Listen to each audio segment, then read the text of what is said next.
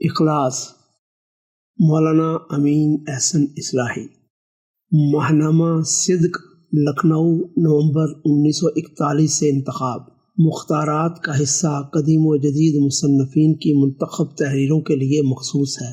اس کا مقصد ماضی اور حال کے فکر و نظر کو قارئین کے سامنے پیش کرنا ہے۔ اس میں ماضی کے نمائندہ اہل علم کی تصانیف سے ایسے اقتباسات نقل کیے جاتے ہیں جو ان کے افکار اور اسالیب کو نمایاں کرتے ہیں۔ اس کے ساتھ نئے لکھنے والوں کی مؤثر اور معتبر تحریروں کو بھی شامل کیا جاتا ہے۔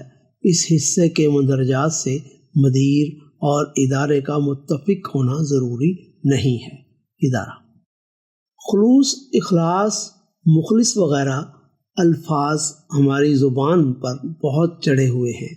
ہم جب کسی شخص کے کاموں سے خوش ہوتے ہیں اور اس کی تعریف کرنا چاہتے ہیں تو ان لفظوں میں سے کوئی نہ کوئی لفظ ضرور اس کی تعریف میں لگا دیتے ہیں۔ عموماً تو یہ استعمال کچھ بیجا سال بلکہ مصرفانہ قسم کا معلوم ہوتا ہے، لیکن بعض اوقات صحیح بھی معلوم ہوتا ہے۔ مثلاً جو لوگ ایک جماعتی کام کرتے ہیں اس کے لیے ہر طرح کی دکھم برداشت کرتے ہیں، جیل خانے جاتے ہیں، پولیس کے ڈنڈے کھاتے ہیں، ضبطیے املاک اور جائیداد کے خطرات برداشت کرتے ہیں اور بظاہر اس کے صلے میں اپنی ذات یا اپنے متعلقین کی کوئی منفعت شخصی سامنے نہیں رکھتے۔ ایک اسکول یا کالج کھولتے ہیں، اس کے لیے در در بھیک مانگتے ہیں، اس کو ترقی دیتے ہیں اور مرتے ہیں تو کفن تک کے لیے پیسے چھوڑ کر نہیں جاتے، یا کتابیں لکھتے ہیں، اس سے کوئی تاجرانہ مقصد پیش نظر نہیں رکھتے۔ ایسے لوگ اس بات کے ضرور مستحق ہیں کہ اگر ان کے کاموں میں شہرت طلبی اور خواہش نام و نمود کی کوئی کھلی ہوئی علامت موجود نہ ہو تو ان کو مخلص کہا جائے۔ لیکن ایک بڑی مشکل یہ ہے کہ اگر ایک شخص کو مخلص مانیے تو لوگ اخلاص اور اصابت میں کچھ ایسا منطقی لزوم سمجھتے ہیں کہ پھر آپ سے اس کے افعال کی صحت اور حمایت تسلیم کرنے کا بھی مطالبہ کریں گے۔ یہ مطالبہ ذرا ٹیڑھا معلوم ہوتا ہے۔ پہلی بات تو مسامحت کر کے مان لیجئے تو دل پر کچھ ایسی گراں نہیں گزرتی، مگر مچھ کے بعد اس اونٹ کو نگلنا ان طبیعتوں پر شاک ہوتا ہے جو اخلاص کے معنی مطلب سے بے خبر نہیں ہے۔ حالانکہ یہ کھلی ہوئی بات ہے کہ کسی شخص کا اخلاص اس کے عمل کی صحت کو مستلزم نہیں ہے۔ ہو سکتا ہے کہ ایک شخص اپنے ارادے میں نہایت مخلص ہو مگر اس کا عمل بالکل غلط ہو۔ ماں کی مامتا کتنی غیر مشتبہ چیز ہے، بیٹے کے لیے وہ جو کچھ کرتی ہے سچے مادری جوش کے سوا اور کیا چیز اس کی محرک ہو سکتی ہے۔ لیکن دیکھیے یہ اخلاص کتنے بچوں کی جانیں روز لیتا ہے۔ معلوم ہوا کہ مجرد اخلاص کافی نہیں ہے بلکہ اس کے ساتھ تو علم بھی ضروری شرط ہے۔ آپ طبیب نہیں ہیں مگر آپ اپنے مریضوں کا علاج شروع کر دیں، مذہب سے واقف نہیں ہیں مگر فتویٰ نویسی کی مسرت بچھا لیں، عربی کی الف بے بھی نہیں آتی مگر قرآن پاک کی تفسیر لکھ ڈالیں، انجینئر نہیں ہیں مگر پل بنانے کی ذمہ داری اٹھا لیں، ڈرائیور نہیں ہیں مگر موٹر چلانے لگ جائیں، تو چاہے کتنے ہی اخلاص کے ساتھ ان کاموں کو انجام دیں مگر آپ کا عمل صحیح نہیں ہو سکتا، اور اگر صحیح ہوگا تو یہ ایک اتفاقی بات ہوگی، اور یہ اتفاقی صحت آپ کو ایک خطرناک اقدام کی ذمہ داری سے بری نہیں کرتی۔ آپ اس بات کے مستحق ہوں گے کہ آپ کو امراض دماغی کے کسی شفا خانہ میں بھیجا جائے۔ یہ بات اخلاص اور خلوص کے اس مفہوم کو صحیح مان کر کی گئی ہے جو عرف عام میں مشہور ہو گیا ہے، لیکن ہم پوری ذمہ داری کے ساتھ یہ کہتے ہیں کہ اخلاص کا یہ مفہوم غیر قرآنی ہے۔ کسی کام کو صرف اللہ کے لیے انجام دیا جائے وہ اخلاص کا کام ہے، اور جو شخص خالص اللہ کے لیے کسی کام کو کرے وہ مخلص ہے۔ اس لفظ کی اصلی روح توحید ہے۔ چنانچہ سورہ اخلاص میں جو توحید کی سورہ ہے اسی وجہ سے سورہ اخلاص کے نام سے موسوم ہے۔ تمام آیتیں نقل کرنے میں طوالت ہوگی، ہم صرف چند آیات محض بطور مثال پیش کرتے ہیں۔ سورہ نساء میں ہے اخلصوا دینہم للہ، جنہوں نے اپنی اطاعت اللہ کے لیے خالص رکھی، فاعبد اللہ مخلصا لہ الدین، بس اللہ ہی کی عبادت کرو اس کے لیے عبادت کو خاص کرتے ہوئے، وَنَحْنُ لَهُ مخلصون، اور ہماری اطاعت اللہ ہی کے لیے خالص ہے وغیرہ۔ پس اخلاص کا کام وہ ہے جو اللہ واحد کے لیے کیا جائے، اس میں کوئی اور شائبہ نہ پایا جائے، اور مخلص وہ شخص ہوگا جس کے اعمال و افعال کی محرک صرف خدا کی خوشنودی میں ہو۔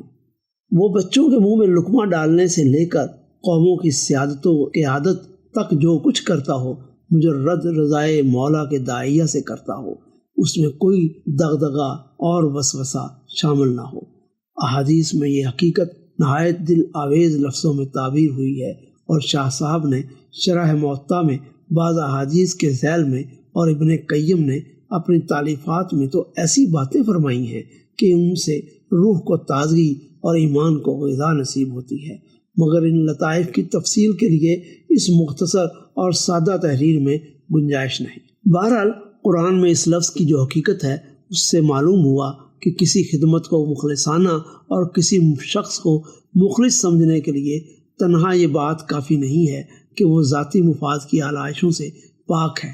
بلا شبہ جو شخص ہر کام اور اپنے ہی پیٹ اور تن کے لیے کرتا ہے، وہ جس کی تمام تغدو کا محور اس کی اپنی ہی ذات ہے، اس نے حیوانیت کے دائرہ سے قدم باہر نہیں نکالا ہے، اور اس کے مقابل میں وہ شخص ایک دوسری حیثیت رکھتا ہے جو ذات کے تنگنائے سے نکل کر خاندان، قوم، ملک، وطن وغیرہ کی وسعتوں میں بڑھ گیا ہے۔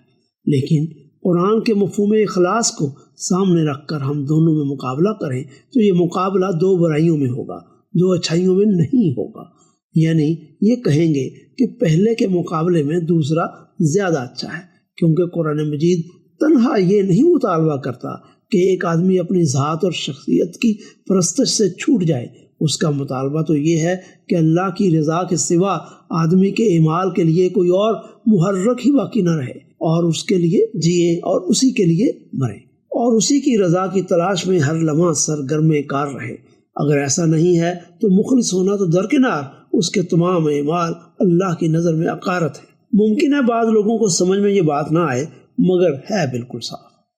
اصل یہ ہے کہ انسان کے اعمال کے لیے اگر صفات و ذات کے سوا کوئی اور محرک تسلیم کر لیا جائے تو نہ صرف یہ کہ اس کی تمام روحانی عظمتوں کا خاتمہ ہو جائے گا، بلکہ نیک انسان زمین میں خدا کا خلیفہ ہونے کے بجائے شیطان کا ایجنٹ بن جائے گا۔